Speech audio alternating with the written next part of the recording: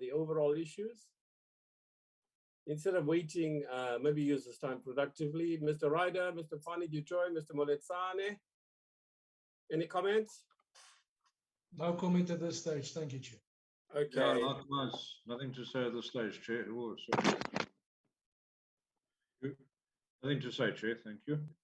Okay.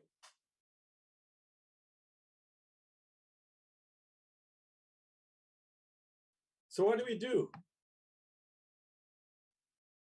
Fani said he's going to lead us in a sing-along, Chair. Well, you can sing international, and that's fine. I mean, you can do it in Afrikaans. Hello? Yes, sorry, just 1 second. Let me.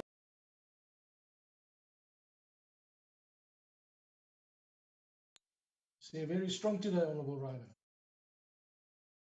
Firstly, can you start with singing the international, please, in Afrikaans? Well, then you can't speak then. Sorry. The rules are clear. Is that the new coalition speaking, Chair? Oh dear, the new coalition of the ANC with the SACP, both of us lost. No marriage. Okay. Mr. Moletsane, who asked you to speak? I mean, how long have you been in Parliament now? 2 years, not an EFF meeting, my brother. Yeah, you must put your hand up. And you know me, I'm very sophisticated at 65. I can spot whose hands are up. I don't need the assistance of the secretary. Yeah, are they here? Yeah. BTFA has joined, Chairperson. Good. Over to you, sir, madam. Go ahead. You've got 15 minutes. Welcome. BTFA, please. Mr. Tembe.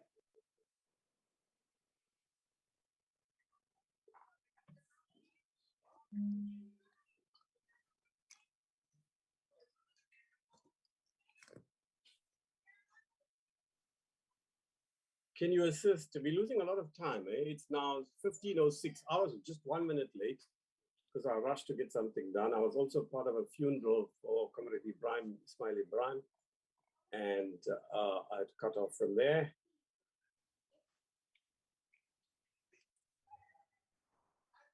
Hi, Mr. Tembe. I see his mic is on, Chairperson. Well, then he can speak without the video. It's fine. We allow that. Sorry.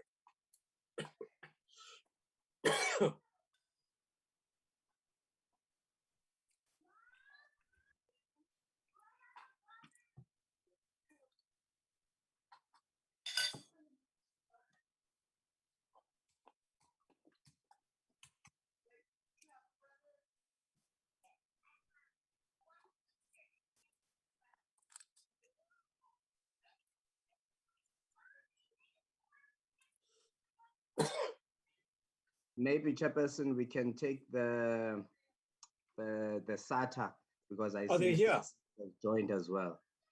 Yeah, can you please, one of you please, it's now 15:07. Can one of you please make the input? It's unusual for us to be held up by 7 minutes. Mr. Sibisi. Okay.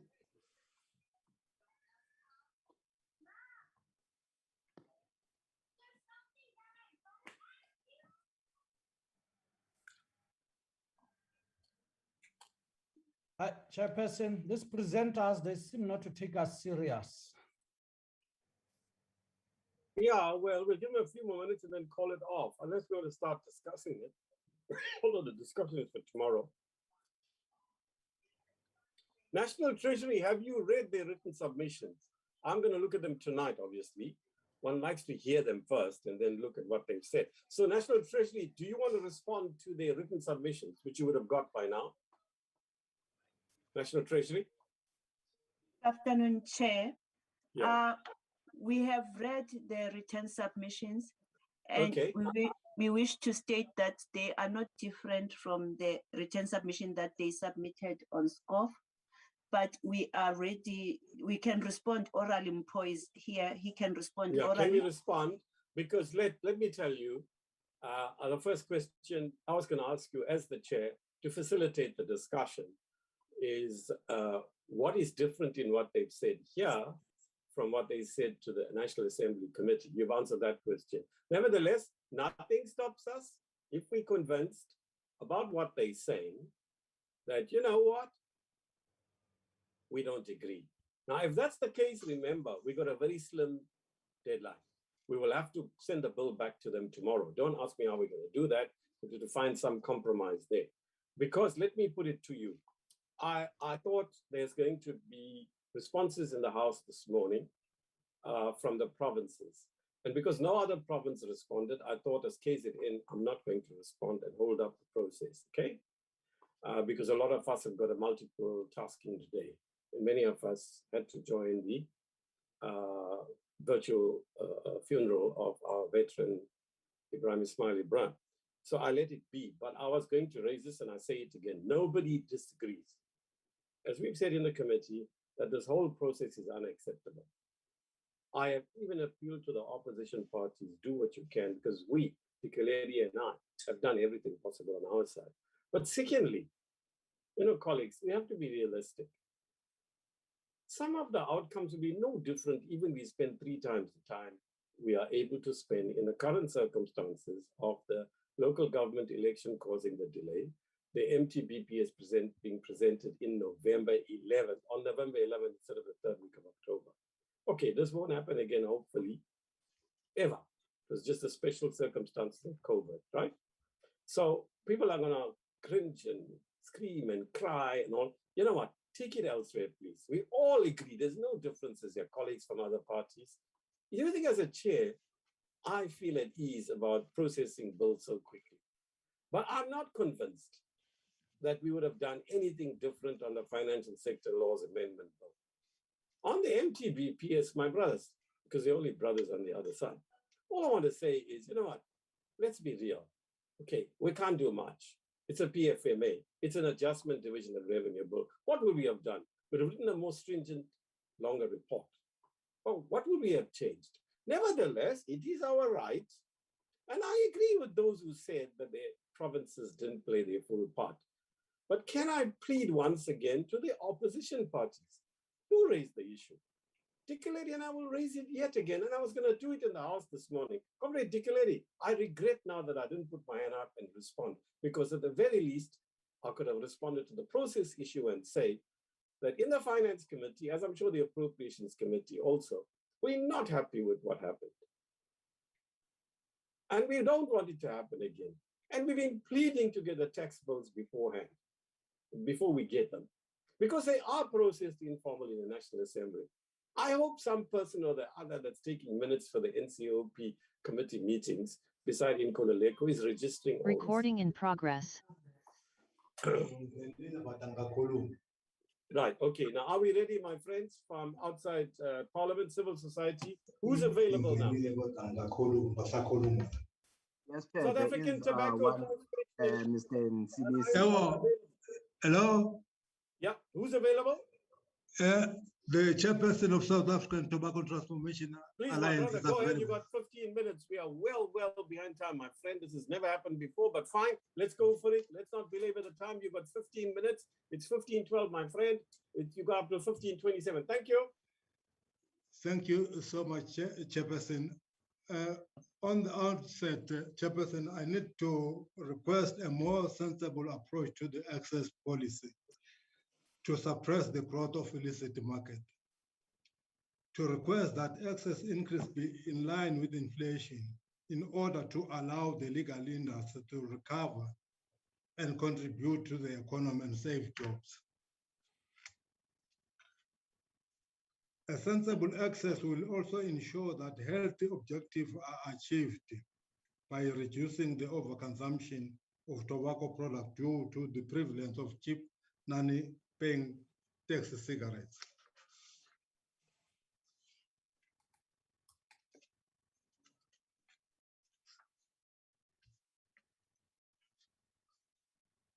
We support a sensible taxes. Extreme government intervention, such as the 5-month sales ban in 2010 that leads to unintended consequences. The ban led to an explosion in the illicit trade in cigarettes. It sets back the progress that SARS had made against illicit. Over 50,000 jobs have been lost across the entire value chain. The government collected almost 8 billion less in excise in 2020-2021. More people than ever before smoke illicit cigarettes, setting the government's health agenda backwards.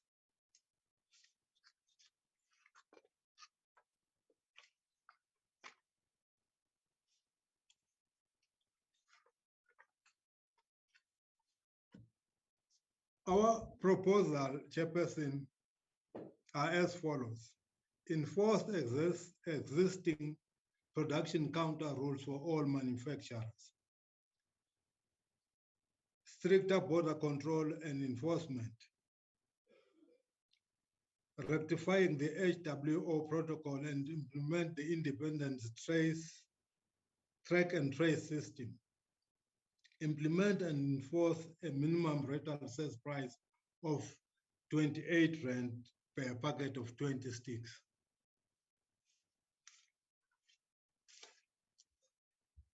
Chairperson, it is unfortunate that at this point in time, I need to be telling you that now, at 2021-2022 season, the emerging farmers, mostly black, 30 of them are out of business. As I'm speaking to you, they've got nothing to do because their business has been granted because of illicit. This a big headache to me in particular as the chairperson of the value chain, seeing our people lose jobs. If the emerging farmers could lose jobs, how much more for their workers? They need to all go and queue for grants.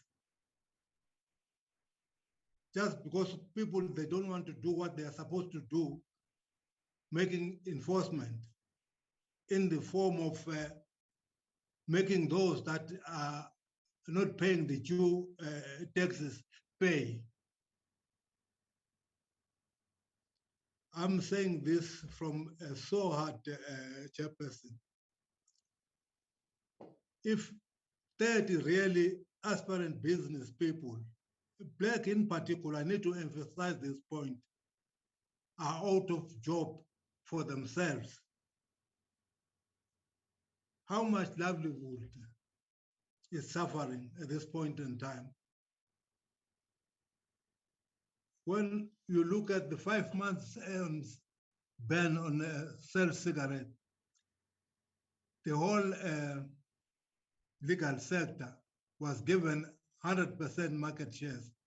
And on top of that, Treasury has got the guts to increase the excise by 8% when inflation is at 4.9%. How are we going to survive under these trying conditions? We are not saying we don't have to pay taxes. Taxes is a must that we need to pay, but the playing field needs to be level. I'm just asking, as I'm closing, Chairperson, where are we going to take these 30 farmers that are out of business now? Forgetting the 200 plus workers that they are going under with. And all of them are black people. Thank you, Chairperson. Thank you, Mr. Nsibisi. We will come back to you on that. We are familiar with some or most of the issues you've raised. There's no loss of empathy or sympathy or concern, but we will manage all the balances, and we'll hear from Treasury also. Thank you, Mr. Nsibisi. The next person is from the Black Farmers Association. Is that person here in Koleko? Yes, Mr. Twende is here. Please go ahead, sir. You have 15 minutes.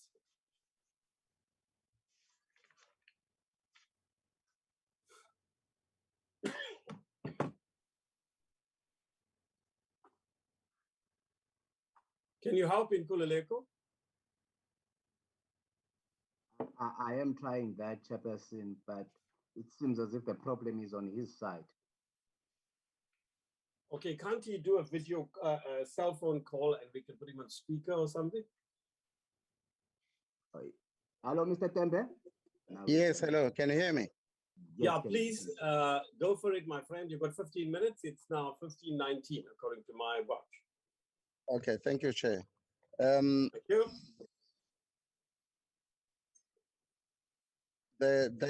The increase of proposed bill will put the excise incidence on the cigarettes most popular price category at 45%, which is 12.5% or 5% points higher than the National Treasury Excise Policy stipulates. Dozens of the farmers have already gone out of business. As my colleague has already indicated, that 30% of the farmers now are out of business. And that has created a lot of problems for the farmers, especially the black tobacco farmers, because now we are no longer in business. And if we're no longer in business, which means we have to go and queue for grants as well. And the most popular selling cigarette, that is like Peter Stuyvesant, is down by half.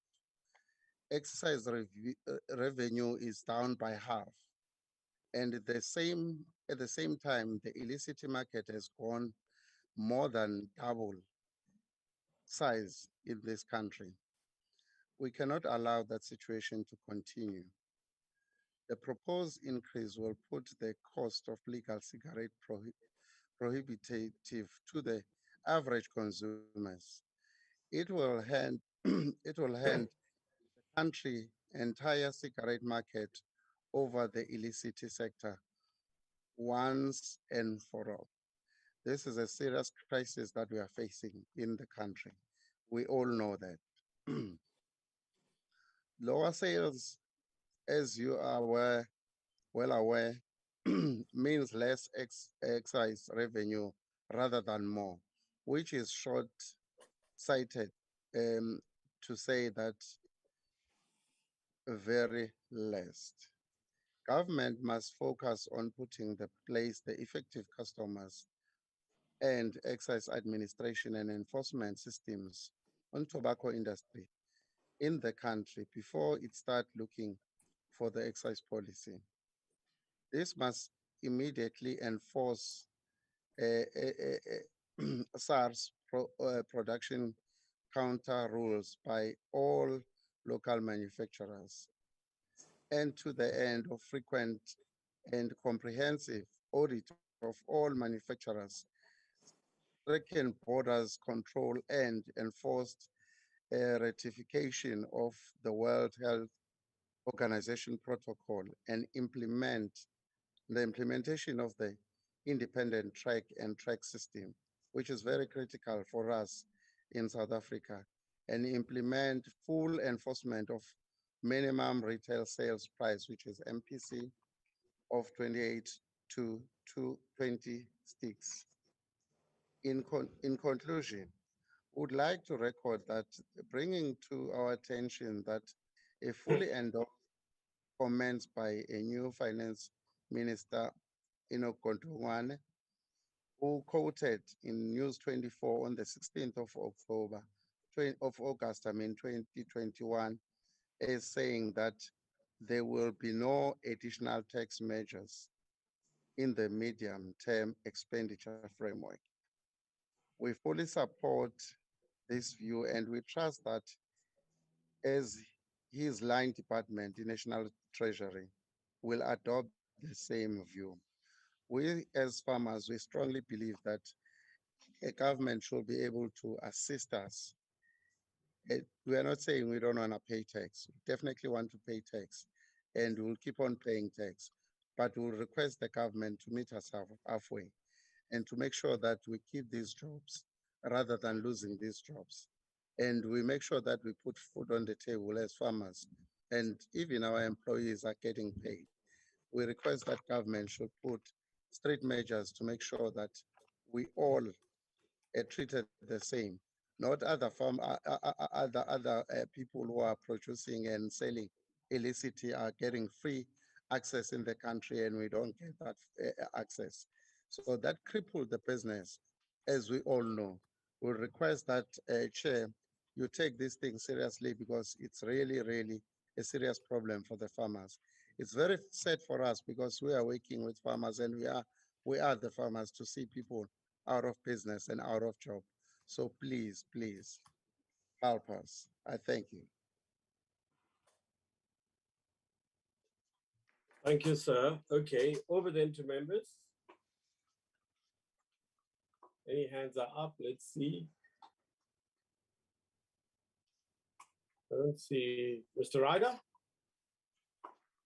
Yeah, sorry. Okay, Chair, we just have Mr. Ryder and we have get Mr. my- Moletsane. Anybody else? Colleagues, friends, comrades?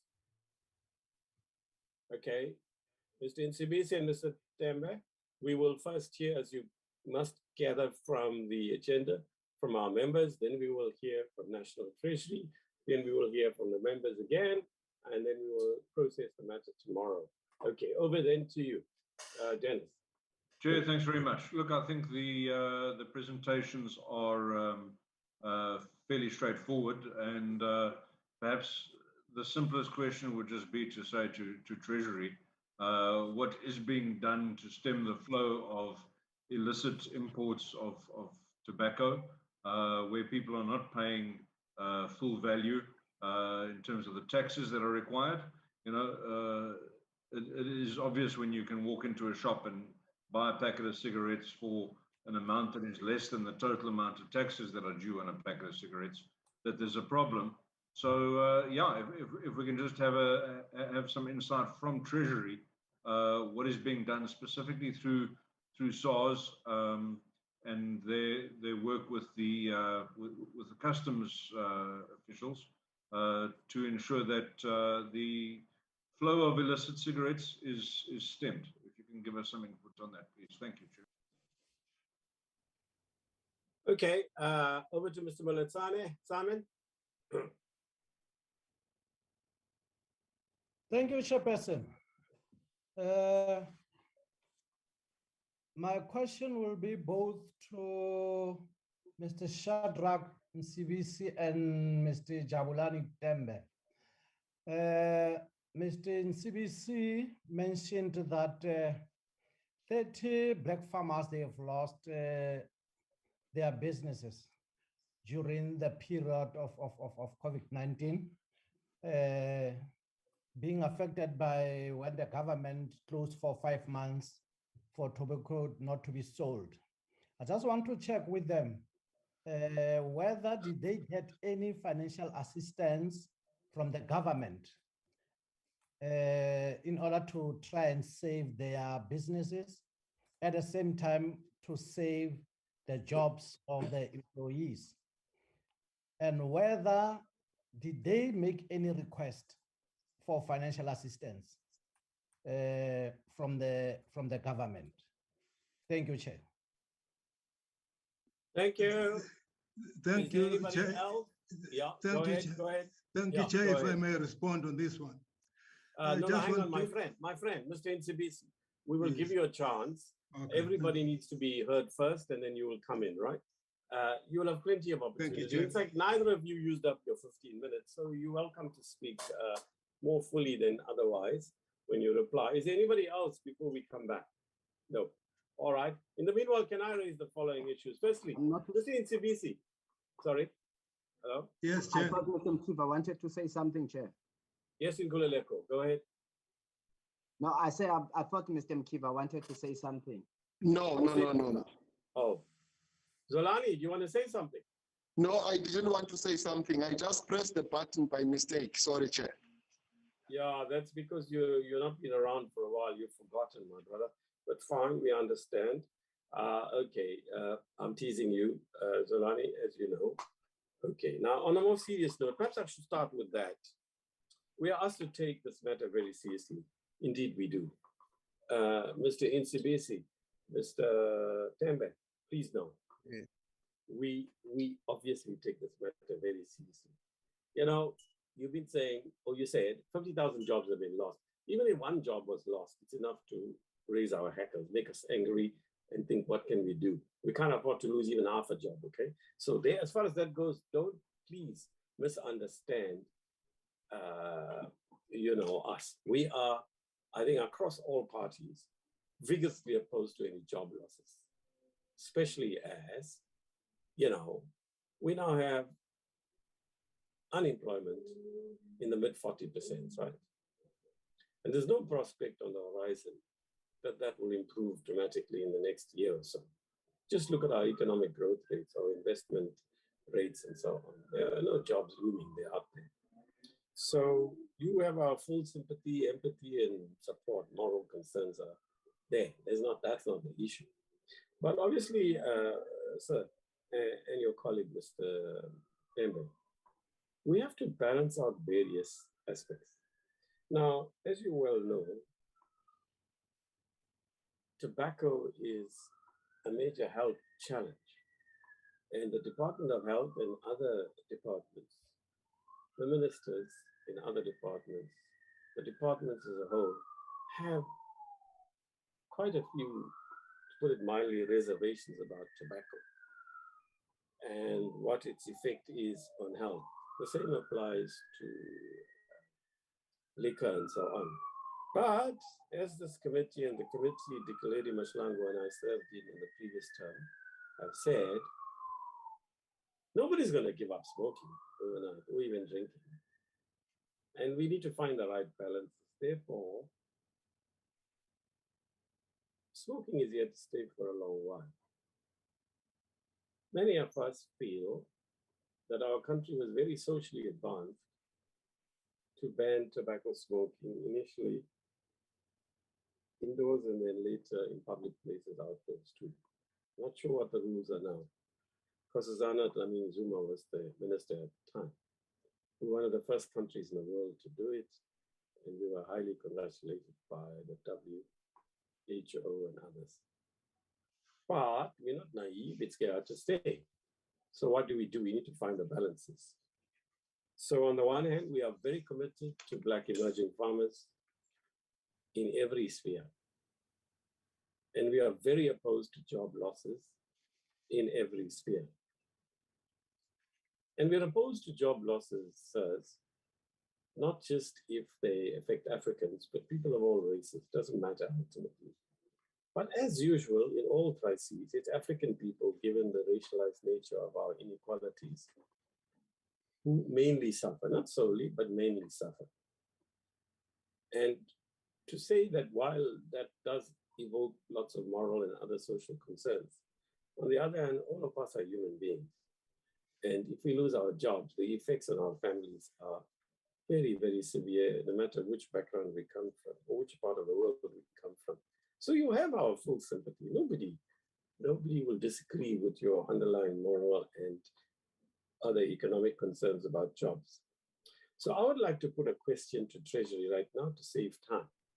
And I think Mr. Ryder is also raising questions of Treasury. And in a way, Mr. Moletsane, by asking you, is also asking Treasury. But to stop repeating ourselves, in my case, I'm going to say, Mr. Yanga and Puta, can you tell me whether that figure is accurate? As you know, 50,000 jobs lost. The other figure that's offered by Mr. Nsebesi, is 8 billion rand less in excise because of the illicit tobacco sector. Thirdly, Mr. Nsebesi, this is a question to you specifically. You say production counter rules for manufacturing. Can you explain what that is? We observe what you say about the WHO. Now, you say about 30 farmers, both of you say, emerging farmers have lost, closed down. Treasury, do you know how many established farmers have also closed down? Because obviously they employ workers, mainly African workers. So even if the owner is white or Indian or whoever, then, the job losses are borne mainly, not only, on African workers. So those are also important workers. Doesn't matter whether it's emerging or established farmers. Now, the obvious question I'll put to Treasury now, because There's a question, Mr. Sibisi and Mr. Tembe. Will you please answer this question? To what extent has National Treasury entered into negotiations with you before they finalize the tax bills as they affect you? Secondly, a question to you again. You went to the National Assembly Committee. You presented this. Why do you think they said no to you? Can you tell us why you think the National Assembly Committee, which is a primary committee in terms of our constitution on 75 bills, section 75 bills, which do not affect the power and function of provinces, why do you think they said no to you? I'm sure they have the same concerns, right? So, Treasury, can you also answer that question? After the two gentlemen have spoken, when you reply to their matters of concern, will you tell us why you think National Treasury turned it down? And why do you as Treasury turn it down? Then I want to raise also that we are aware, gentlemen, that actually it's the COVID-19 restrictions that have opened the lockdowns and what have you, that have opened the door to illicit tobacco. We are opposed vigorously to illicit tobacco and the trade that goes with it. But we also have become slightly more sophisticated in our understanding of issues since we first entered the family of finance in 2014, in the case of at least two of us in this committee. We have had colleagues, friends, they, you know, but also our friends from civil society. If you don't know, we've raised this before. We've had major meetings with the tobacco trade. We brought in all parties, I think declared in 2018. We set out a route, and when we called in after that, we called in all the agencies, not just National Treasury, everybody, SARS, everybody, right? SARS is also very concerned about this issue because obviously you're losing out, as you've said, Sir, Mr. Nsibisi, on the tax.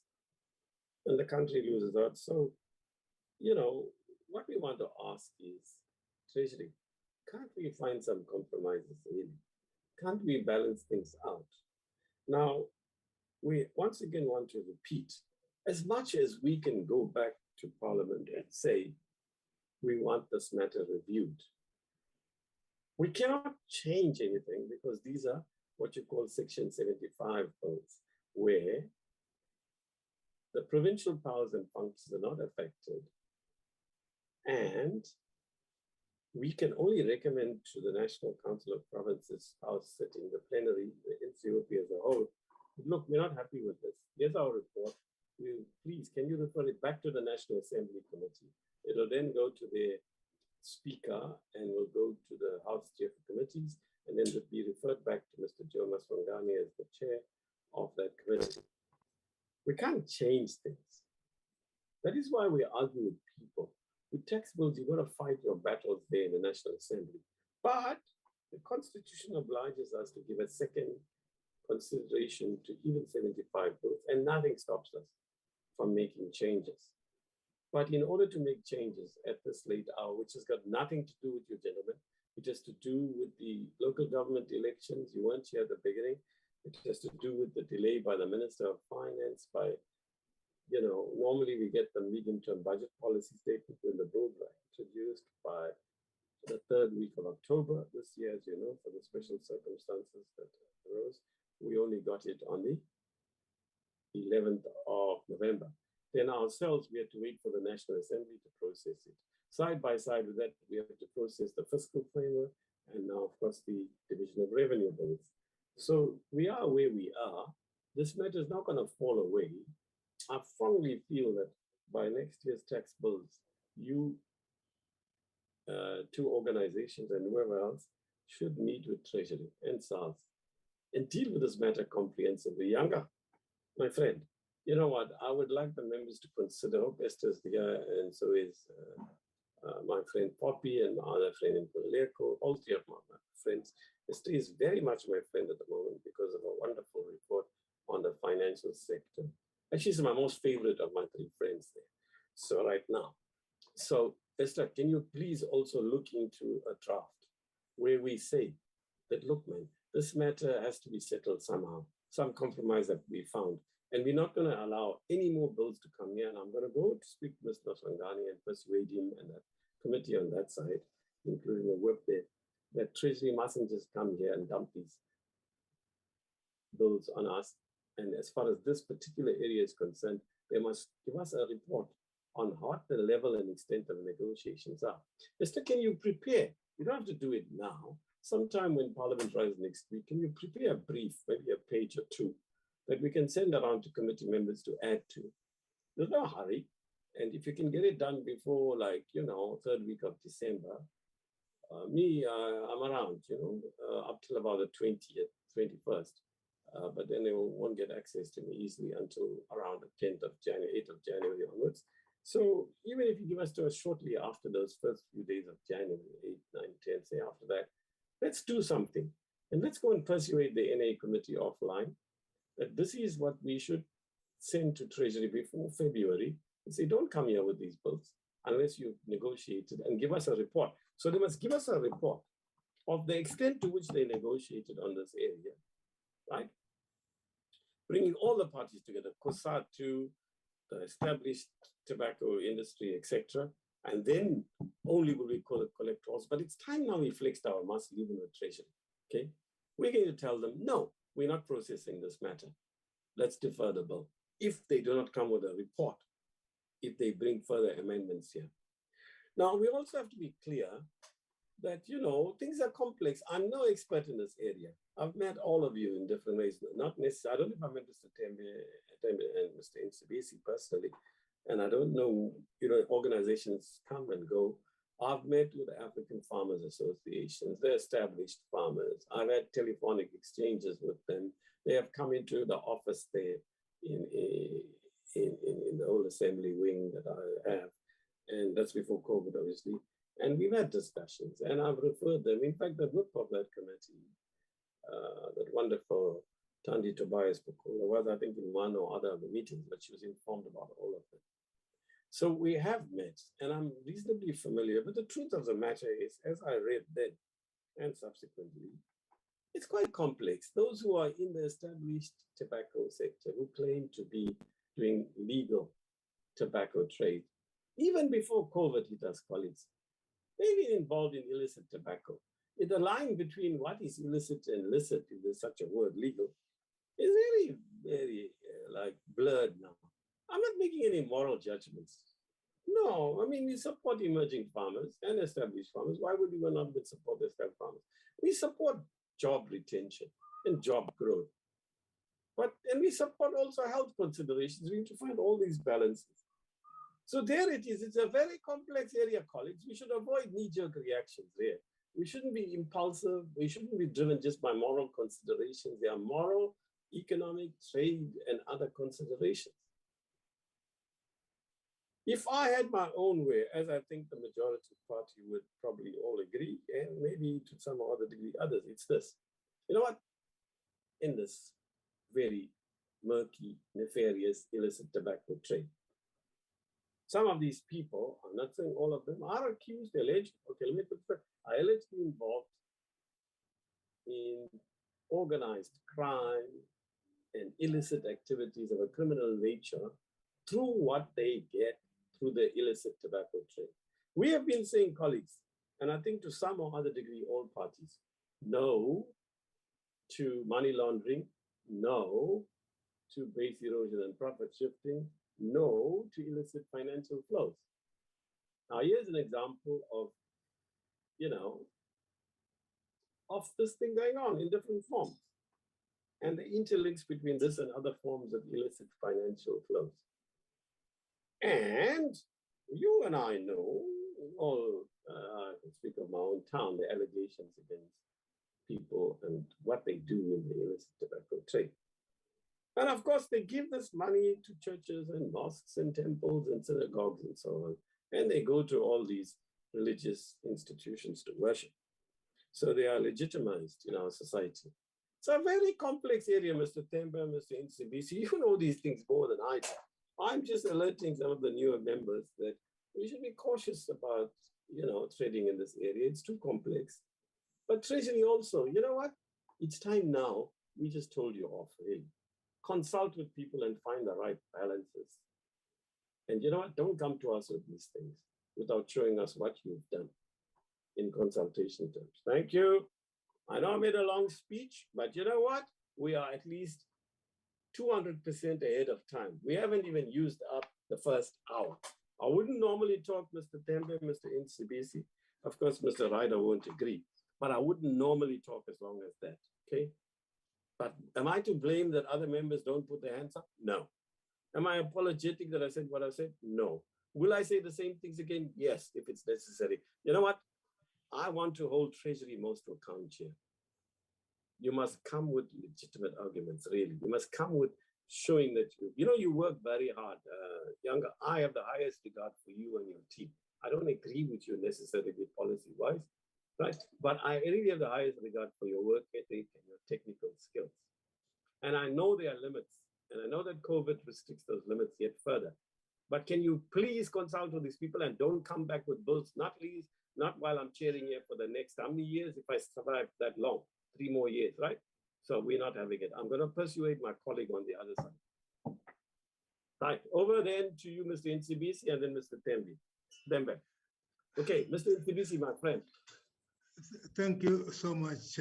I think I had to first answer Mr. Molotsane's first question, if the government have helped us with anything. Oh, yes, I was going to ask you that anyway, and he asked it before me. Yes, yeah, good question, Mr. Moletsane. Unfortunately, Mr. Molotsane, nothing has come out from the government. I've been aware of this crashing thing as way back in June, where I started engaging my provincial Department of Agriculture, alerting them about the situation that befall our farmers. Up to now, nothing have come, zero. And the farmers are out without job. I'm not talking of their workers, the farmers themselves. And coming to this value chain thing, Mr. Chair, when we talk of value chain, we talk all the components that come to produce what we call a tobacco product. Then only 90% of the leaf that is produced in South Africa is being procured by LTP, Limpopo Tobacco Processors. The rest is not procured in South Africa. Even that might be the case that the Zimbabwean leaf is much cheaper. But then coming to the tax collection, if you will find a packet selling less than 21 Rand 60 cents, which is the minimum collectible price and tax, where have they paid the 21 Rand 60 cents to? That's the question I'm putting to Treasury, because the money collectors, those are the kind of criminals that are doing it openly, so trading freely.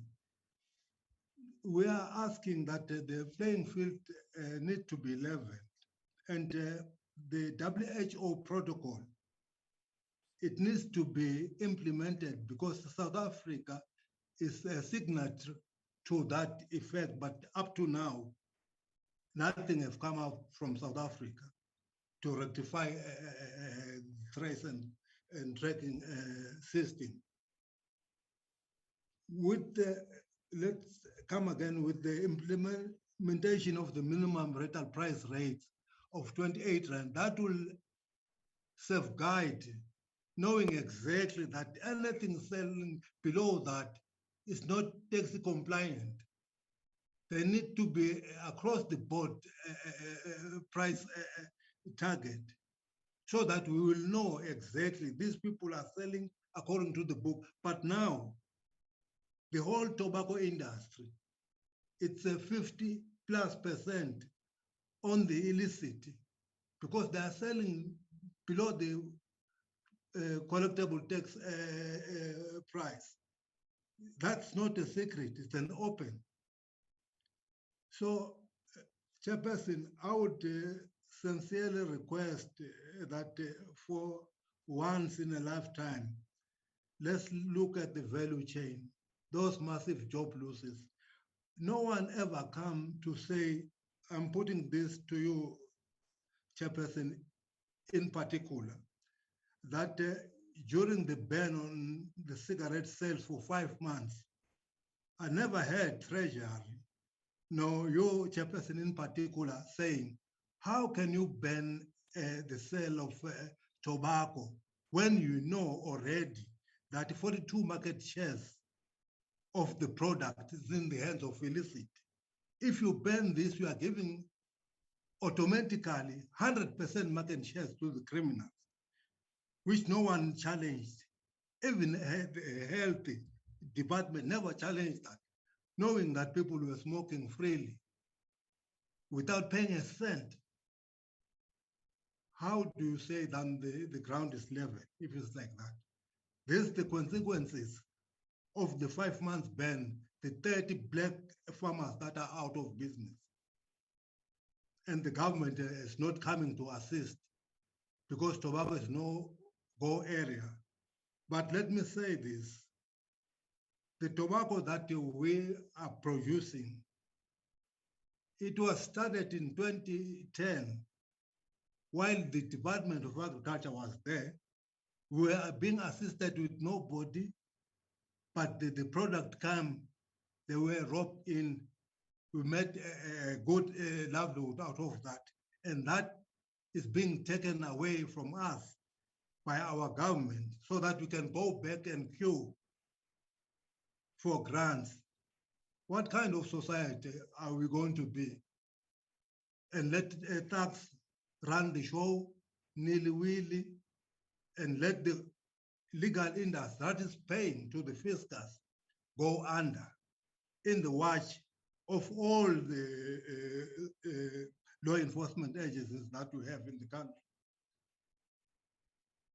If anyone would have said, no, how can you ban the sale of cigarette when you know that 42% of the market share is already in the hands of illicit? No one says that. And people are bold enough to say they can listen to the criminals. And now they are busy doing their daily business. Our people are out of work.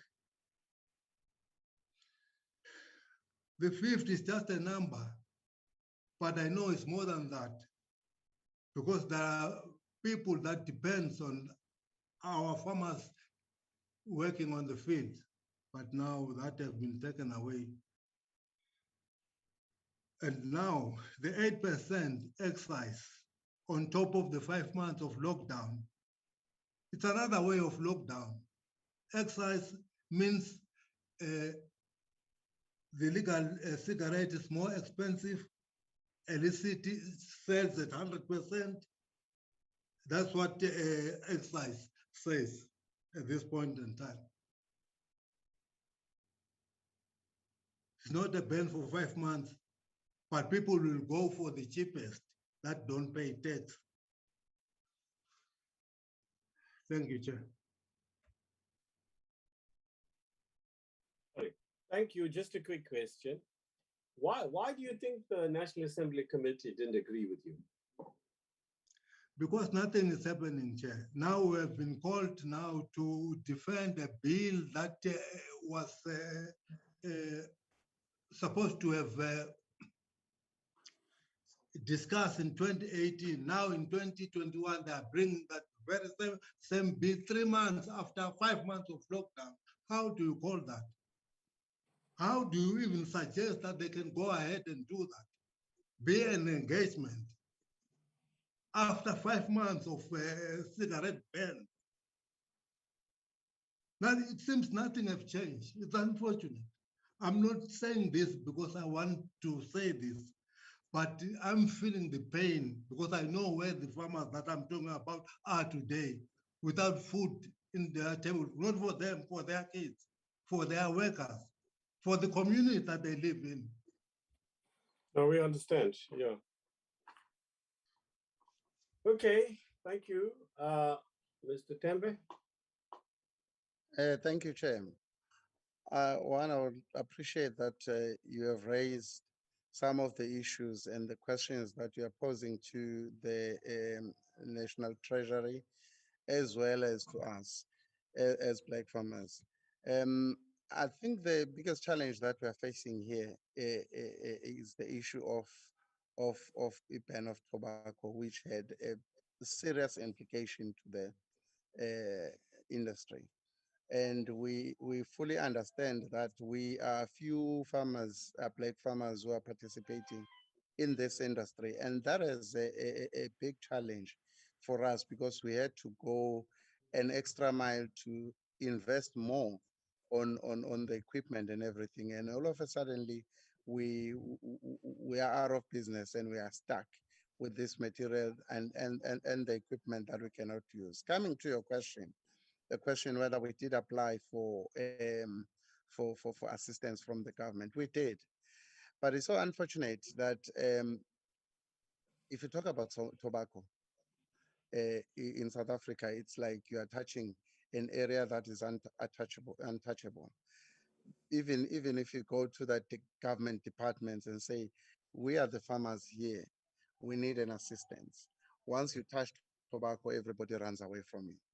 I don't know what is it that we as South Africans we want to do. What is it that the government is trying to achieve?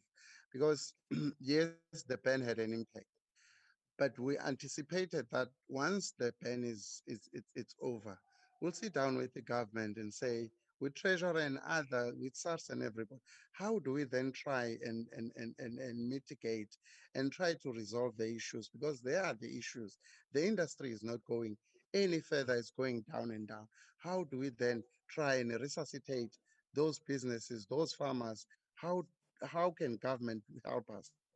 We are not going to government and say, we need your money, we need your fully assistant. We are trying the way we are trying up to this stage. But what we are saying to government, put strict measures with regards to the incoming cigarettes coming from neighboring countries, and make sure that the laws are being obeyed. You know, you'll find that Shadrach spoke about the prices. You can't have a situation where you go to a filling station and you find a pair of cigarette, 20 pair of cigarette at an amount of 20 rand, 19 rands. The treasury and the custom should be asking, where did you get that cigarette? Why is it so cheap? It's below the money that it's below tax. So it's obvious that there is an issue. But these people are working freely. Nobody is touching them. Nobody is asking what's going on. We try to engage them because there was a once question that was raised. What is it that we are doing as BTFA to make sure that these issues are being addressed? We've been at SARS, we've engaged Department of Agriculture, we've engaged law enforcement agencies, but there's nothing that they're coming to help us, or even to say, because we are trying this is where we can come in and assist. Not in terms of assisting, but to make sure that the laws are being, implemented. Because that's what we are trying for. If there is somebody selling a cigarette at 21 rands, so rather everybody sell it at 21 rand rather than allowing others people a fair chance to do business. And we are paying tax, but we are not allowed pay tax, and we are being infringed the right to pay tax, and we are being infringed the right to be able to sustain our farms and sustain our businesses. That is a serious problem, Chair, that we are facing. I think I really appreciate, Chair, the way you talk today, because really these are the issues that we felt that we need to do and address it. We have been talking since 2018, 2019, before the lockdown. At that particular time, Chair, the illicity was 32% in South Africa, but currently it's 62% after the lockdown. What is it that the government is doing to make sure that they minimize that?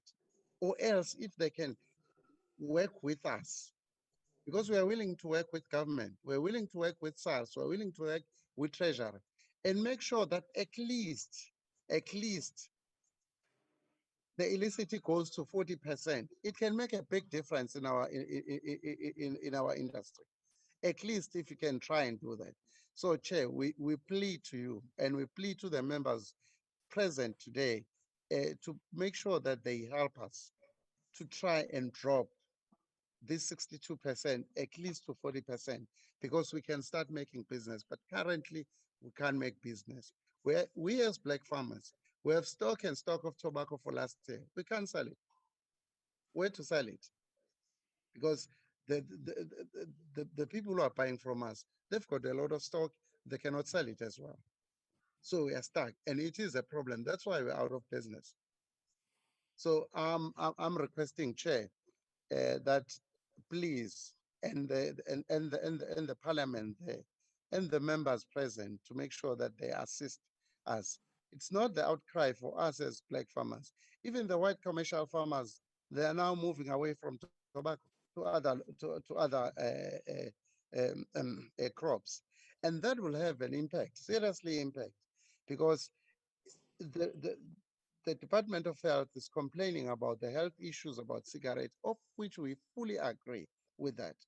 But we, as we are doing a legitimate business, we are trying by our own means to minimize the nicotine in our cigarette that we supply and we sell to the people. But unfortunately, Chair, the illicit cigarette, it's more on, there's a lot, they don't even do anything to make sure that they minimize nicotine. And they're selling freely. And that is a big harm to the community. Can you imagine, from 32% in the past 2 years or so? Now they are at 62%. How much harm are we talking about here in the society? It's a lot. So please, let's try. And we're not saying we don't want to engage. We do try and engage. But unfortunately, Chair, we are not getting any feedback. We'll do a presentation as we are doing it today. There will be nobody who will give us a feedback as to what happened. We'll see in the next few months or so, the bill will be in place, and it will be in law, and it will be, will be like, what happened because we presented. It's like when we do our presentation, nobody listens.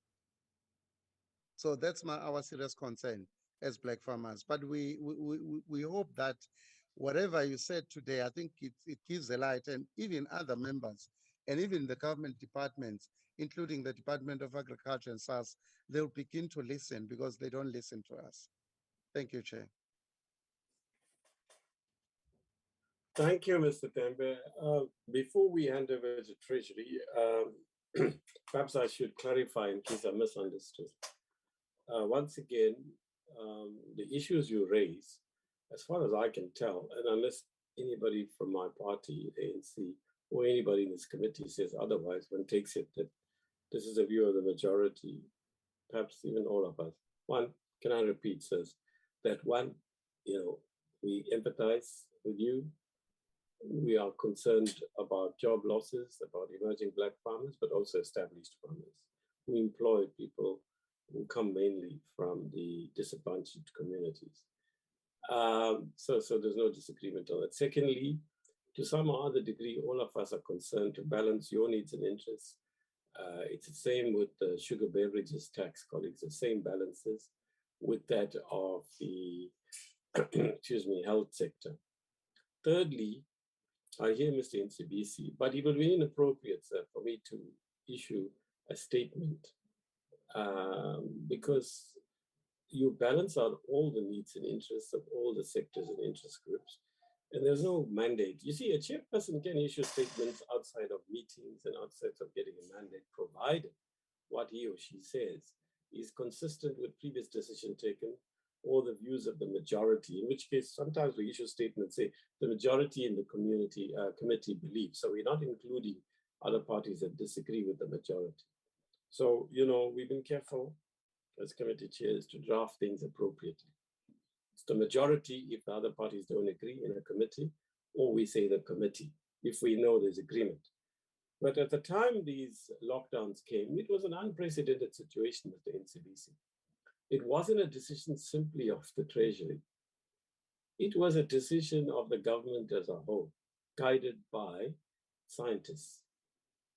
And it would be inappropriate for me on behalf of the NCOP, especially where it affects an issue that affects the country as a whole, not just the provinces, to issue any statement. But I suggest, Mr. NCBC, we couldn't have asked or expected of Mr. Joe Maswandane to issue a statement, or the chairperson of the Health Committee in both houses. So I understand your frustration. I agree with your irritation and frustration, but there was nothing I could do. But if there was something I could do, I didn't do it well, that's my fault, and I account for that. And the committee can chastise me or the NCOP. I also think, Mr. Tembe, you should be careful about thinking this bill won't go through in some or other form. It's not something, these issues cannot be addressed. Yeah. What I have set out, and I still have to convince the NA committee, they may not agree with us, that the next time Treasury comes with this set of proposals, they must show us that they have consulted properly. Thirdly, I take it that both your organizations made submissions on the gazetted versions of the bill, and I know that you made these submissions to the National Assembly. On the matter of you not getting a response, Mr. Tembe, well, you're getting a response right now in the next 2-3 minutes. In fact, immediately, there will be a response. You may not be happy with the response, but I hardly think it's fair to say you're not going to get a response. You're going to get a response. You're probably not going to be happy with most of what Treasury says. We may not be happy with some of it, but we can't do what you want us to do immediately. There are too many balances to sort out, and there are constitutional constraints on what an NCOP committee can do on a Section 75 bill that doesn't affect the direct powers and functions of provinces. What we are setting out is the future consideration of the issues. So please do not say, yeah, I won't be around. I'm here in Parliament since '94, and I'm hardly going to be around for long. So I don't want, when I'm not around, for people to say, yeah, you see Mr. NCBC, Mr. Tembe, you'll say, yeah, that fellow with that one of the big mouth, Karim, he promised all these things. Well, I haven't promised anything. Nothing, actually. I've just raised the issues. If the committee agrees, it'll go into our report, which report in Kolulekwa, our wonderful secretary, will send you. That report will provide the basis for what we do hereafter. And then it means the National Assemblies agree with the report that in future, they must tell us what they're doing, National Treasury, before they come.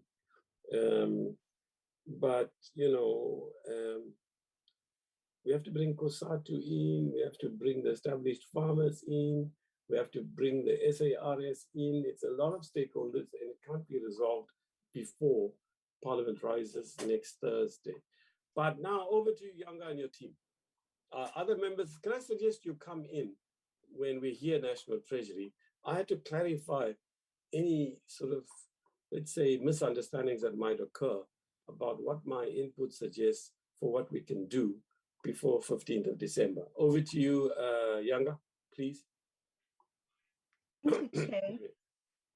We just want to say upfront, we empathize with the situation that has been presented in this committee today. And SARS will talk about the efforts that they've made together with the enforcement agencies in fighting illicit tobacco. And Impo from Treasury will respond regarding the price, as well as need to balance the health issues, as well as the pricing that we do on tobacco. Over to you, Mpo and France. Thank you. Mpo and France, I'm not going to intervene and say, okay, Mpo and France, you know those, the deal. You just speak one after the other. Thank you. Okay, thank you, Chair, and thanks, honorable members.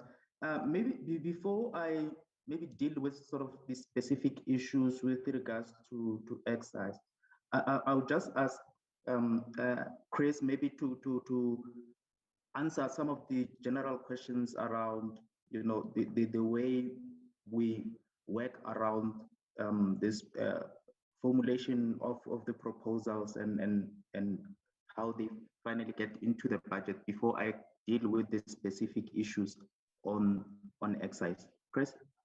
Yeah, fine. But can I alert all three of you that you also have to respond to the written submission by BATSA, right? Because their written submission has to be responded to you no less than the oral submission. So when you respond to all three submissions received, including the written one. Thank you. Over to you, Chris. Sorry, thank you, Chair. Thank you, members. I mean, there were quite a few comments there. I mean, as Younger mentioned, we are very concerned about the impact that this has on legitimate tobacco farmers. We do take those concerns into account. I think in the discussions that we have with a lot of the tobacco farmers and tobacco manufacturers, cigarette manufacturers, the big concern here really is on illicit trade. We've taken a view in the last few years, and Chair, you mentioned the meeting that you had with SARS and others on illicit trade, that this really needs to be squashed through improved enforcement. I mean, that was part of the reason that National Treasury and the Ministry of Finance allocated a greater amount of funding for SARS in the previous budget. So they were given an extra 3 billion over the MTEF, for which they could then use part of that money to improve the enforcement, to try and reduce illicit tobacco. And they have been doing quite a lot there. So SARS will come in, but they have been putting in new procedures, new counters, new staff to go and check manufacturing companies for tobacco, to actually try and reduce this flow of illicit tobacco. And we've heard from industry and from others that those efforts have been welcomed, and they are doing some work to try and reduce it, but obviously not as much as they should. But our view has been that the excise tax policy itself shouldn't be seen as a way to try and counter this. We shouldn't be reducing excise duties on cigarettes to try and avoid illicit tobacco. It really is an enforcement issue. On some of the questions that you put forward, 50,000 jobs lost. When we look at the QLFS and other data, it doesn't look as large as that. It isn't broken down as specifically as tobacco, but if you take the portion of agriculture, we don't think it's that much. But when we look at the actual amount that they say it's about 8 billion rand lost in illicit revenue, we think it actually could be bigger. If you look at some of the surveys around the illicit market share, it's very large, which would then imply a larger illicit amount of revenue lost there. We don't know how many established farmers have closed down.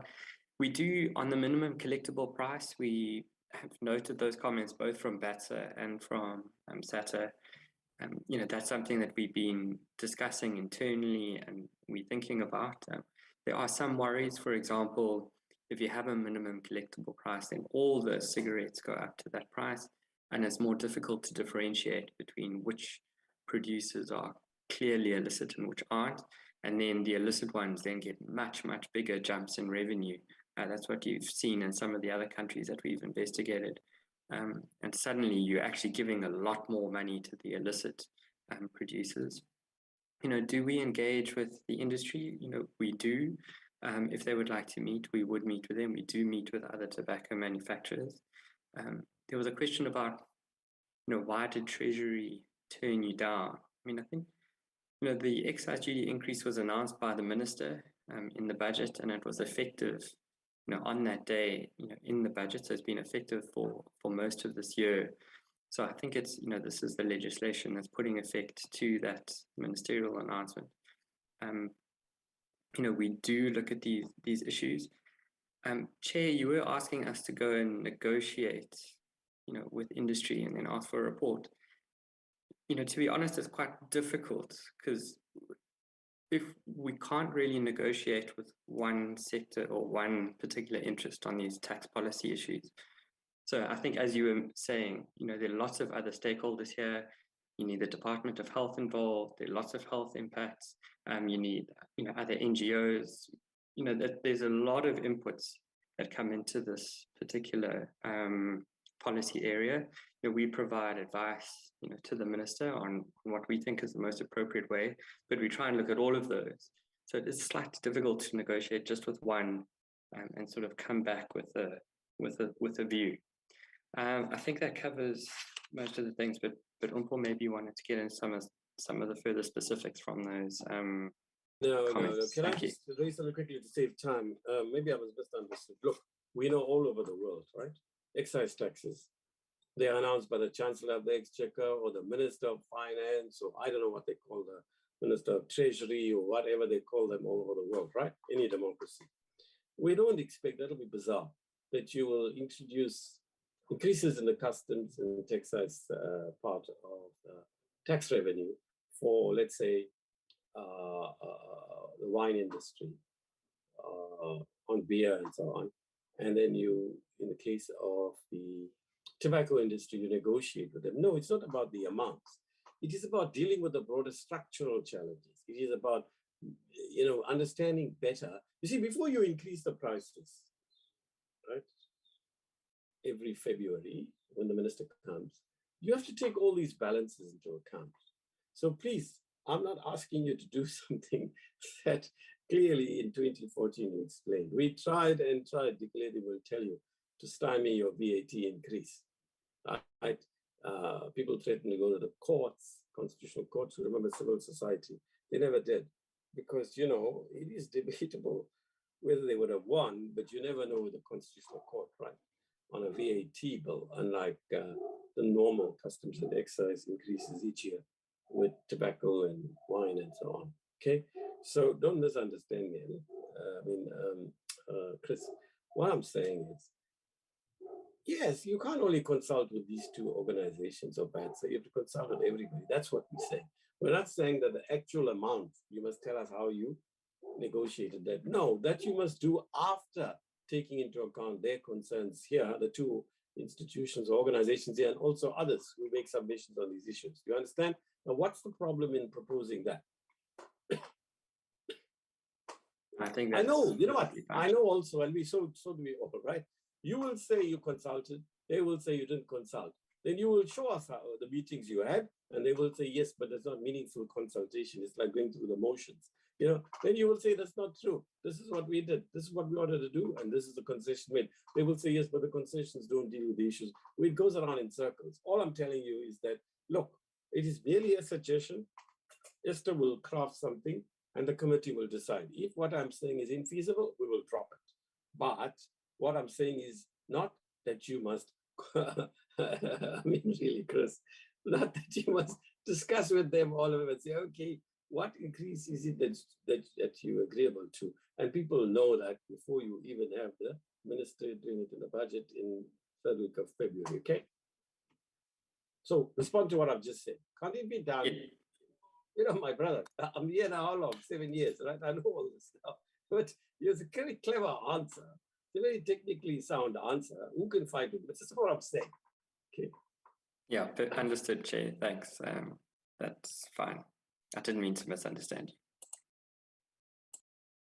Yeah. I'm not saying you deliberately did it, my friend. All I'm saying is, well, you have to think about it. Esther's going to help us. There's a lawyer here from the Legal Services Unit. Then once they clarified to me, I think the wording, Esther, you draft, maybe send it to the Legal Services Unit and let them come back to us, Advocate Jenkins in particular, and his colleague who are with us. So what we couch there in draft is that something that goes against the spirit, norm, and rules, if you like, that by which we deal with customs and excise issues, excise taxes. Okay, right. Thanks. Next, please. Paul, do you want to go ahead? Okay. Thanks, Chair, and good afternoon, honorable members. I will talk to the issue around the excise policy and how we set up the excise increases on an annual basis. Currently, we use a policy framework as a guide for the adjustments to the excise rate every February. The current policy framework sets the targeted incident that has been referred to in the comments to 40% of the price of the most popular brand. In this case, for cigarette, it is Peter Stuyvesant. What has been happening over the past three years is that the excise increases that have been implemented every February, when you look at the price increases in the price of Peter Stuyvesant and also the increases in excise, we have observed that the price of Peter Stuyvesant hasn't been increasing at the same level as the excise, meaning that there is no 100% pass through of the excise in the price of Peter Stuyvesant. Therefore, that results in the incident being over 40%. I mean, in the presentation by the farmers, they talk about that 45% is beyond the policy framework that we have put in place, and that is so because the increases in the price of Peter Stuyvesant hasn't kept pace with the increases in excise in higher than the 40% incidence framework that we use as a policy guideline for that. And another issue about the increase in illicit market. Yes, the Disaster Management Act and the COVID situation and the decisions that government made around the sales restriction of tobacco has resulted in illicit trade, and it's a concern for us and all of that in terms of from the health perspective, in a sense that the growth in illicit market basically works against the health objectives, because that market is not regulated and the consumers are exposed to quite a lot of hazardous materials from these tobacco products, and it's quite a concern, for us. And when we consider the excise increases in February, we also look at the policy, the fiscal framework. Chair, you'll be aware that in the past couple of years, there have been a lot of increases in other tax instruments, and over, I think, in the past year or so, there hasn't been any increases on those other tax instruments because of the limitations that they impose in terms of raising revenue. And all of this is taken into consideration looking at the portfolio of tax instruments that we have and what the government requirements in terms of revenue is, and also achieving the health objectives, and that excise taxes is then, or the adjustments in excise taxes is considered within that broad framework of the fiscal framework. So the 8% that has been implemented, or that was proposed in the February budget, was taken in that context. So in terms of the then dealing with this issue of illicit trade, because the feeling that I'm getting from the presentation from the farmers is that yes, they are willing to be paying the excise and all of that, and the issue that is really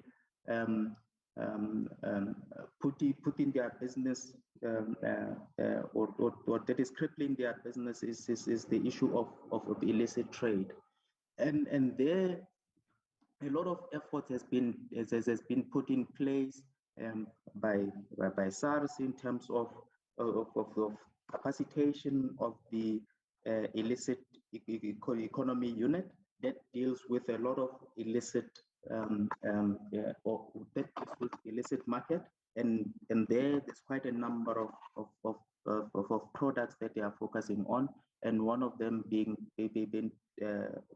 illicit trade in tobacco. And in the recent months and all of that, SARS has done quite a lot in terms of confiscation and also clamping down on illicit trade. And I think those efforts need to be commended, and I think more can still be done. And yes, the issue of the minimum unit price, we are considering it because again, it is unthinkable that there are packs of cigarettes that are in the market that are selling for less than what the excise and the VAT on tobacco product is. And we are concerned about that, and we are looking at how we can include that policy instrument in terms of the framework for excise on tobacco products, because I think it will again assist with regards to the affordability of tobacco products. If you have a minimum unit price that is much higher and covers the excise and VAT, it will deal with the issue around the affordability. But again, to Chris' point, that but then even if you implement a minimum unit price, it doesn't mean then that everybody then that charges that price is necessarily tax compliant. So I think there is still a lot of work that will need to complement that policy instrument if it's implemented. And again, we are also sort of like looking at some of sort of like the legal issues around implementation of a minimum unit price.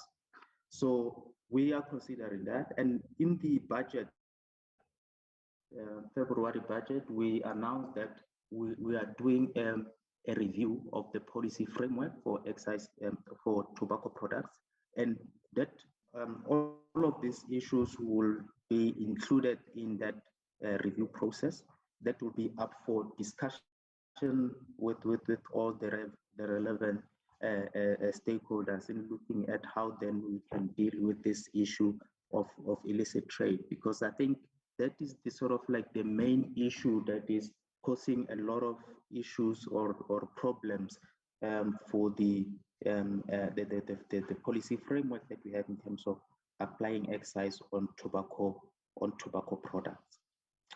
And once that policy review is done, it will be published, and we will consult, or the stakeholders will have an opportunity to provide comments with regards to that. Maybe I can maybe just stop there. I don't know if then, Chris, we have any further input to make, but I think maybe I should stop. Thanks. Maybe Franz can come in. Thanks. Great, thank you, and good afternoon, Chair and honourable members. So a couple of items to my address. The one is that SARS does take the illicit trade in tobacco very seriously indeed. If you have a look at our media release page, you'll see any number of releases about tobacco products that we have seized, destroyed, a factory that we've uncovered that was illicit and closed down. If you extend your reading a little more broadly, you will see that we've gone after importers for rather substantial sums of money. And in one case that I'm aware of, that importer in fact closed down, went into liquidation. So as I say, this is not something we take lightly. It's something that we put a good deal of focus on. Could we do more? No doubt we could. And that planning to do more is in fact in progress. And I believe there will be some report back to the Standing Committee on Finance on that issue, because they've raised it too. So perhaps we could either invite members to sit in on that particular meeting when it comes forward, or perhaps do a similar presentation to this committee too. Just on the point on production counters, I suspect the presentations may be a little out of date because, to my knowledge, those production counters are being enforced, penalties are being imposed, and I've just had a look at some correspondence that's crossed my desk with respect to some great dissatisfaction with the penalties that are being imposed, and obviously we'll be handling that dissatisfaction through the normal dispute resolution processes that are available for people who are unhappy with the penalties that we impose. So that's just something to add on that respect. I don't think I have anything more ready to say. On the minimum price, I can just confirm we've also done a little bit of research around this, and we are aware of some countries where, in fact, the illicit traders thought this was a great idea because essentially it meant they could increase their price and make even greater profits from their products. So that is a difficult tightrope to walk, but as Treasury says, it's a policy instrument that they're busy exploring at the moment. I think those are my inputs for the moment. Thank you. Right, thank you. Yes. Can I just maybe add something to a question that was raised? I mean, with regards to the ratification of the WHO protocol on illicit trade, the Department of Health is the lead department for government in terms of ratification of that process. They are quite aware of what needs to be done and the agency around the ratification of the protocol. So they should be doing some work with regards to that, and hopefully they will be coming to Parliament quite soon around ratification of the protocol. Thank you. All right, members, do you want to say anything in reply to Treasury's reply to the three submissions made? Mr. Maletsane, go ahead, please. Mr. Ryder. Thank you, Chairperson. I just want the... Mr. Maletsane, you're sort of cracking, unless it's just me, your voice. Don't you put the video off and just speak on the voice system? Thank you. Thank you, Chair. I just want the Treasury you better now. Thank you. I just want the Treasury to make me understand. Here are the Black emerging farmers who applied for financial assistance, who did not manage to get it. And in their response, when they were answering questions, they did clarify that they did apply for financial assistance. There was a budget that was put aside for business rescue during the COVID-19. And when I was listening to their response to the questions, even to date, they don't even know or understand why they didn't succeed to get the financial assistance. Can the Treasury maybe explain or clarify to say whether they did not meet the criteria, or what was the reason for them not succeed in getting the financial assistance? Thank you, Chairperson. Yeah, I was going to ask the same question. You've covered me. Dennis? Thanks very much, Mr. Chair. Very formal today, I note.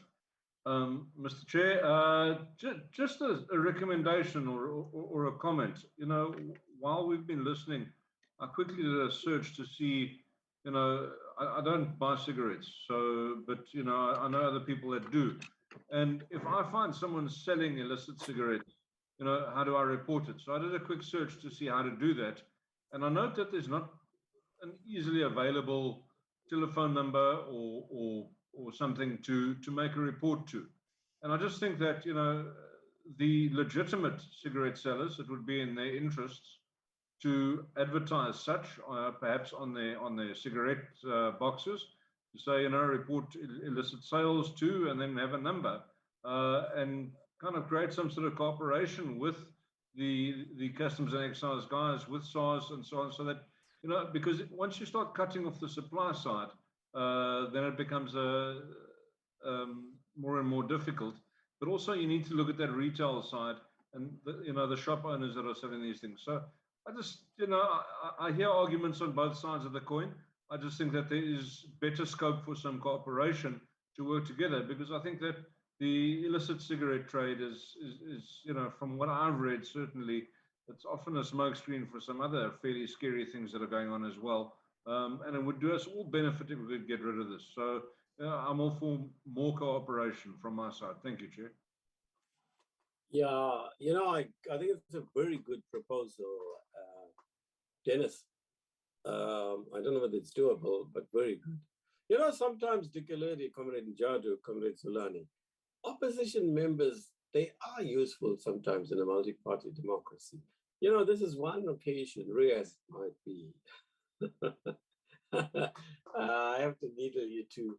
That both Simon and Dennis have made very good. I don't know what you mean I'm so formal. My very statement now suggests I'm not. Will the two gentlemen, Mr. Nsibi and Mr. Tem, understand that although I make silly remarks here, it doesn't mean that the seriousness of what you're saying is not internalized. Believe me, I know, like lame duck chair, I do a lot offline and pursue issues, but this one's too complex for me to do much without all the complexities and all the consultations necessary. I'm not offering you more than what we have said, but one thing for sure, I really, really like what Dennis is saying.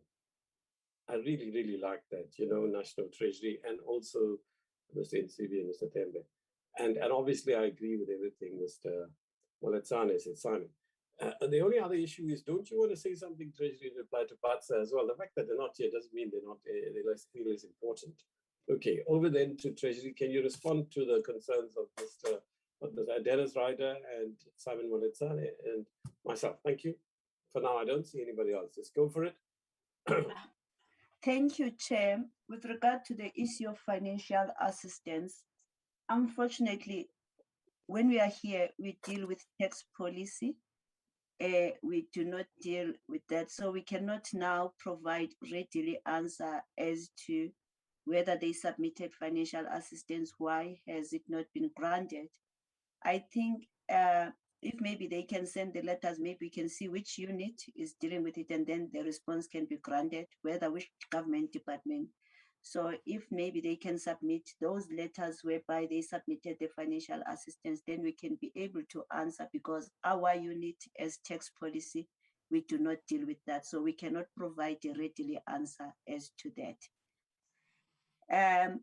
Fine, before we go on, Esther, can you note what Younger said? Can the two gentlemen submit their letter to us? We will forward it to National Treasury via our committee secretary. Can you do it, gentlemen, by what's today? Tuesday. So let's say by Friday, the sooner the better. And then we must get a copy of the reply you sent to them, Younger. And I agree with you, it's not relevant to the policy per se, but it is relevant to job losses and business collapsing and farmers particularly being debilitated. So in that sense, the broader policy issues relevant. In that sense, Esther, do cover it in the bill, in the report on the bill, and then we will hold them to account if it doesn't happen by February next year, when, in fact, they come back to us. Okay, go on, Younger. Thank you, Chair. I think with regard to the number, that an easily available number that someone can phone if there's illicit, I think SARS is the best. They can best answer that, because I think they do have numbers for reporting of fraud and all that. Franz? Yeah, I thought they did. I was surprised, Dennis, but let's see. Over to you, Franz. Right, so thank you, Chair. I think the suggestion was slightly different, though, because what I think was being suggested was a clearinghouse amongst the tobacco industry where that could be reported, and then consolidated reports could be forwarded to SARS. And that would, I think, make a good deal more sense, because we do, in fact, have a fraud line. And that is on our website, and the details are there, but it isn't specifically geared to illicit tobacco. And you can imagine that if you got told about every a small garage or petrol attendant or whomever who's selling this, it would become quite problematic, and you could quite easily flood that. So the suggestion that, in fact, you have a clearinghouse that says, well, we've had 30 reports of this particular area, and so that we can properly prioritize interventions makes a good deal of sense. And it's certainly something that I think industry could take up with SARS in the course of one of our consultations with industry.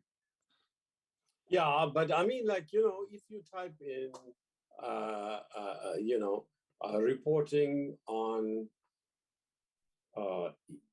illicit tobacco or illicit tobacco trade, what Dennis, I think, is saying is that it doesn't pop up as an obvious thing to contact a SARS general fraud line. So isn't there a way you can keep the one line? And one understands what you're saying, but somehow, you know, I'm not good at all this, right? IT and all that stuff. Nkululeko may be able to help you, young as he is. You know, how you can connect these things. When you type in or you put on your cheap cell phone even, you know, reporting on illicit tobacco or cigarettes, it leads them directly to your generic fraud line. Can that be done?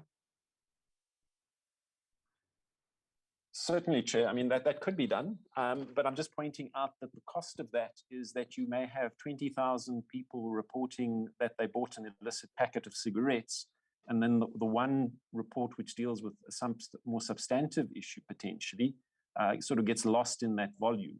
Now, we can sort of try and use a bit of artificial intelligence and sorting to try and sort of sort those things into different categories. But that's why when I heard Mr. Ryder suggesting that this was something that could perhaps be done on a cooperative basis, I thought, well, that's something that could certainly be explored. All right, well, if that doesn't work, yeah, fine. Okay. If that doesn't work, then perhaps there are other options. Yeah, yeah. But what I'm saying is that, you know, I don't want a tit for tat, right? But all I'm saying is, let me choose my words carefully. So you do have a fraud line, SARS. In theory, it's possible to get 30,000 per month if everybody knew that that was the place to send notices about illicit tobacco, right? So in theory, they could still do it. The reason you don't want them to connect directly with that by the words, the simple words that are suggested, or something even more simpler, you know, is because you're concerned that you'll get so many. Fine. Now you're suggesting this clearinghouse process. And I'm not sure that Dennis meant that, but maybe he should come in and say what he had in mind. So when you have engagements with the tobacco industry, put this issue on the agenda and see whether between yourselves and the tobacco industry, you can find some practicable way of doing it, which doesn't burden you with endless little calls. You don't have the resources. But on the other hand, given the gravity of what's going on, given all the problems we have, given the collapse of farmers, 30 and more, given the collapse of other farmers, you know, in the established sector, we may not even know about, and all the jobs lost and so on, and look at the money you're losing anyway. So, you know, you're the money people, right? What do I know with my E in maths and science and matric, right? You can say, hey, look, you're losing 8 billion. If you have this mess of thousands of people, you might be able to sift maybe 5%, and you can even extract more money and reduce less losses. I don't know, Franz. You've been there for 4,000 or 5,000 years now. You can work these things out. No need to discuss it now. I'm saying keep the door open to what we say. You can sort out the practicalities and engagements with the people here and others. Dennis, do you want to explain what you meant? Thanks, Chair. Yeah, look, I didn't really have a specific mechanism in mind. That's what I thought. Yeah. And but I do certainly understand what Mr. Tomasek's comments are. But again, it's in the interest of the organized industry. It's also in the interest of SARS. Because, you know, if you find the retailer, he's going to put you in contact with his dealer, who's going to put you in contact with the wholesaler, et cetera, et cetera. So, you know, I think there certainly are benefits. How you want to get into the mechanism, you know, is kind of up to you. I do see benefit of industry running, as you say, a clearinghouse or the big call center. But, you know, frankly, do it on an app. I can get, you know, someone to design an app for you in 20 minutes that, you know, will be able to drop a pin and so on. And then, you know, you can look for areas of high concentrations. There's all sorts of things you can do. I don't have the specifics. If I did, I'd probably be a lot richer than I am, and I wouldn't need my job in Parliament. Thank you. Dennis, it's time now you walked over to the ANC. You make such good points. I think Mr. Njalo has the word. You need to speak to him, right? I mean, really, he's making such good points that he should join the party that makes good points, ANC. So will you put that on the agenda, Mr. Njalo, and report to the Chief Whip's office on that? Right. Now, you know what? I think we've covered the issues for now, but is there anybody from the committee side who wants to say anything? No, I don't see any. Just from my side, I wasn't aware that hell had frozen over, so I'm going to go down and check with Okay. No, I like what you just said. Now, Franz must be itching to reply. Franz, do you absolutely want to reply? He's not saying do exactly what he said, but he's suggesting to you the possibilities. I'm not entirely convinced you can't find a compromise with what you're saying and what he's saying. But anyway, do you want to say anything to be fair to you, Franz? You have a right of reply. Chair, sometimes it's wiser to remain. Chair, sometimes it's wiser to remain silent. That's one of the rare occasions. Right, you haven't got a spot reply. Okay, Dennis, you floored the fellow. Okay, right. I'll leave it to you, Franz, and your creativity. Yeah, okay. Before we draw to a close, I think in fairness, let's ask Mr. Nsibisi and Mr. Tembe if they want to just make some comments briefly if they have anything new to say. Thank you so much, Chair. Chair, to be honest, I really appreciate seeing your attitude today, even though action speaks better than words. I think something will come of this, maybe to save the livelihoods. Thank you. Sure. Thank you, Mr. Nsibisi. Mr. Tembe? Chair, thanks very much. We really appreciate your time and to allow us to present our case. And we would like to thank every contributions and the comments that has been made by SARS and other government departments that are present here. And also to thank the Parliament for giving us this opportunity. Every time we learn a lot when we are in these meetings. And I think we also contribute something and we learn a lot from these meetings. We really, really appreciate, and we hope that we'll be getting a feedback on our side as Black farmers. Thank you, Chair, and thank you, honorable members. Yeah, no, we thank you for your presentations. You thanking us, actually, we need to thank you. You know what? This is your parliament. We are merely custodians here as representatives. You elect us. Okay, you are the base, the foundation of a democracy. We as Parliament, we're not doing you a favor. It's required by your constitution, the country's constitution, firstly. So while we don't want to sound ungracious, you don't owe us anything, as you know. We owe you. We're answerable to you, as we are to the public more generally. Secondly, I'm a bit worried about Mr. Nsibisi seeing too much in the exchanges here. He's absolutely right. After all this blabbering here from my side, let's start with that. What does it mean? It's just merely words. It's action that counts. But the action has to take into account, and we agree with Treasury and France and the SARS, just to account, to take into all the interests, right? Thirdly, it's not enough for civil society actors like yourselves to come here, make representations, and then expect somehow Parliament will deliver overnight. I have always said, gentlemen, that you know what? A democracy is only alive if people put pressure on Parliament. That you lobby Parliament, you lobby the National Treasury government as a whole, the majority party, you can lobby the minority parties as well. It's a democracy, you know, and so on. You got to put pressure. Activism is what brought this democracy about, and activism is what will deepen and advance it. So we're pleading with you not to give up. You know, you can also appeal. You've got common interests with COSATU and other trade union federations. No one wants job losses, but you have to balance it out with all the health sector associations and the anti-tobacco industry. They're very powerful too, anti-smoking sector, you know all of that. But you need to also be more active. All of us we have to balance. All of us have to fight for our interests, colleagues, from the two tobacco organizations. You know what? Actually, what happens is governments all over the world, as you well know, I don't want to sound like a lecture, they manage competing interests, right? And those who really organize, those who mobilize, those who put pressure, generally get more than those who don't. So please, use your own reserves and resources. You are doing legal activities. Your adversaries are illegal. And you have to engage. Also to put pressure on the police and so on. When you give substantial evidence, are they actually acting on these things, okay? And bring that sort of information to the two committees in Parliament. And then we will refer it to the police committee, as you must do, portfolio committee. Is very experienced chair there, former minister, Tina Jomart Patterson, and so on. So there you are. And we have another committee chaired on our side by, I think, Shada Sheikh, I'm not sure.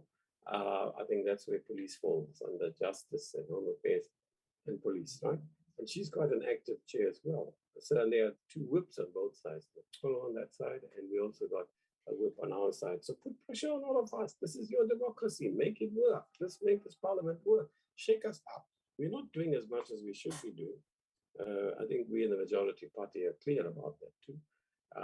So you need to put pressure on us, colleagues from civil society.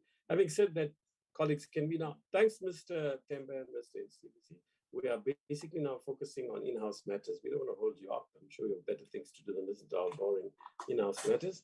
We're going to deal with that for 5 minutes and then the meeting will hopefully draw to a close. Now, having said that, thank you, gentlemen. Firstly, colleagues, we have set a program where we said that we will meet tomorrow, discuss the policy issues, and then hear more from Treasury, and then look at the bill clause by clause, and then meet again on Friday to vote on the bill. So I would like to suggest we can possibly, because we've got 3 full hours tomorrow, do both of that. We can process matters in about an hour, hour and a half, break for half an hour if that's what you want, and then come back and vote on a report. Or we can have it on 2 separate days. The reason why I'm slightly cautious about 2 separate days is between Nkululeko and I, we looked at the possibilities of when we can vote on this bill because we have no choice. The bill has to go to the House next week. So we opted for 9 to 10, but you know, there are some provincial caucuses that sometimes occur from 8:30 to 10 in some parties. And we don't want to lose anybody and we need a quorum. So either we do it between 9 and 10, or we do it after the House arises. I know that's not very popular when the House sits for long because people get exhausted because they've been in meetings all day, Zoom though it may be. Some are physically there, well, some of these meetings. So all I'm saying is, can we consider finishing the bill tomorrow unless something substantial emerges in the processing of a clause by clause or something dramatically new emerges, because the policy issues have surfaced already. And this is a rates and monetary side. And really, you know, what is the room available to deal with all these complex matters by even another week?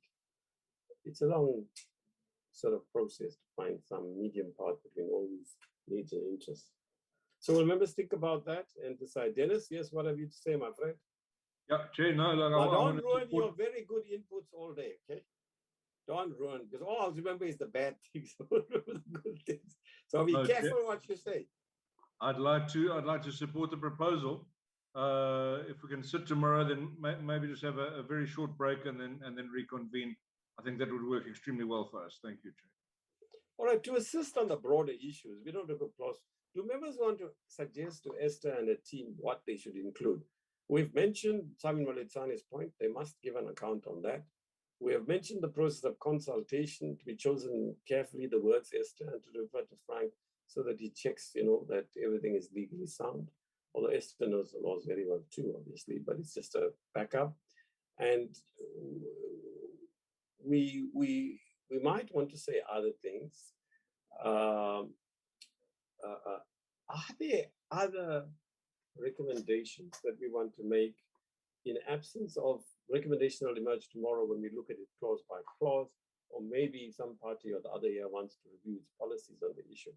So can we have, and obviously Esther will summarize the key arguments of the 3 submissions. She might have even worked on that already. So Esther, can you do a draft report anyway? And you know, send it out when you can, preferably before our meeting tomorrow morning, because then what happens is all you have to do in that half-an-hour break is slide in whatever news emerged and whatever new things the members have said which haven't emerged today. So Esther, please, can you do that? Are you here, Esther? I'm sure you are, but have I seen you? Yeah, Esther is very much here. Okay, so is that okay, colleagues? That's the route we take. And if we have to meet on Thursday, so be it. But now it's 9 to 10, otherwise it's going to be after the house rises. If things pan out the way you anticipate, we anticipate will happen, we don't have to meet on the next day. I mean, we can feel good about it. It's feel-goodism, you know, meet separately as if there's something dramatic. Ultimately, if something goes to court, the court's not going to, I can't speak for the court. They're not going to say, okay, you know, they did meet the next day, therefore the process is fine. Now, obviously, we're also going to say how unacceptable the process is. So we're raising the issue of the elections, unfortunately, the minister, unfortunately, etc. So on the minister, we should say, we regret that the minister took an extra week.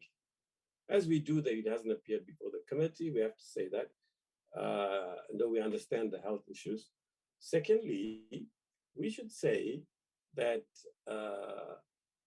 there's a more structural, I don't know the word, Esther, speak to Frank and between us. It's a structural issue, Esther, find the right word, Esther, or a systemic issue.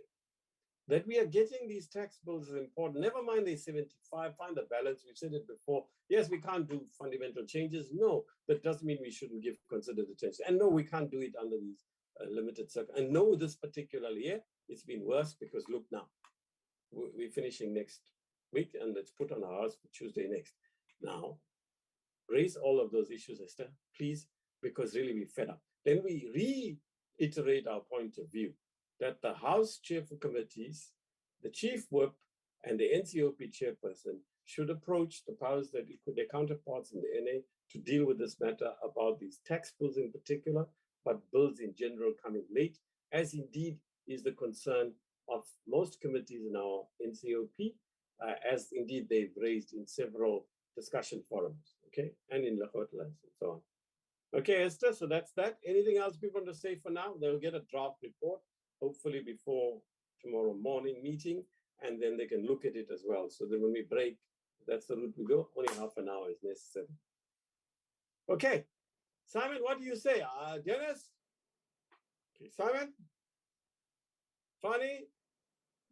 Chairperson, Moletsani? Yeah. I'm sorted. Yeah. Mm. Yes, go for it, Simon. Yeah, I'm covered. I'm fine with Fanny? I'm covered. Thank you, Jim. Right. No doubt all of you will be reservists tomorrow, backbenchers on the sidelines of the football match, but that's your democratic right, okay? Fine. Anything else?